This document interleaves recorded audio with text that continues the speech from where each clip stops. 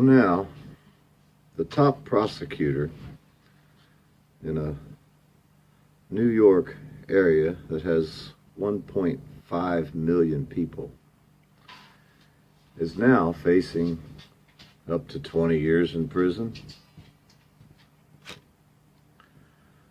Now, this come out of the New York Times. It's saying he was one of the most powerful men of Long Island, and he was the top prosecutor. He won election after election, 15 years worth of elections.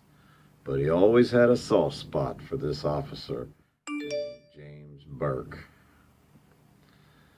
And of course, this James Burke officer became the chief of police because this prosecutor treated him like he was his son. But now, Mr. Spota, 78-year-old, was convicted of participating in a cover-up because Mr. Burke had something stolen from him, and he violently beat this man for stealing this stuff from him. Now, what did he steal? Let's look and see. And it says here the trouble began one morning, December, when Chief Burke discovered someone broke into his police car. They took a duffel bag from the car that contained sex toys and a pornographic DVD and Viagra.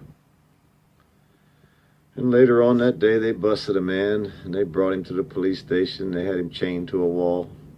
And in a rage, this Chief Burke kicked and punched the guy. And of course, his buddy, the district attorney, decided to try to protect old Chief Burke.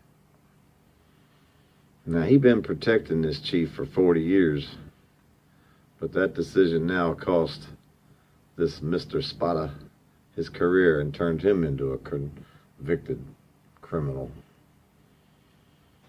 Now, there he is in the middle. They got him handcuffed. That's old James Burke, the chief of police that had a buddy, a good old boy with this syndrome, the district attorney. It looks like they fought it for 4 weeks, this trial. But a federal jury on Long Island found Mr. Spota guilty on 4 counts, including obstruction of justice and witness tampering. He was convicted along with Christopher McPartland, 53.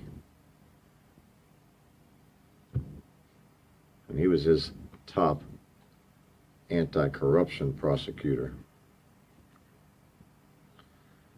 And they always put in there, they each face up to 20 years. We know they'll never get that. But the convictions of Mr. Spota and Mr. McPartland make it clear that the days of Long Island, good old boy network, combining politics, power, and policing to benefit a select few at the expense of the taxpaying public, are dead and gone. I think the juries are starting to figure it out because the jurors reached the guilty verdict. I mean, this officer fought this case for 4 weeks. He thought he was going to win. That's why he took it to trial, or he would have never took it to trial if he thought he was going to lose. And their lawyer says there's many more legal shenanigans they can pull, steps in this case. So I'm sure they will appeal it. The police unions will fight to the end. The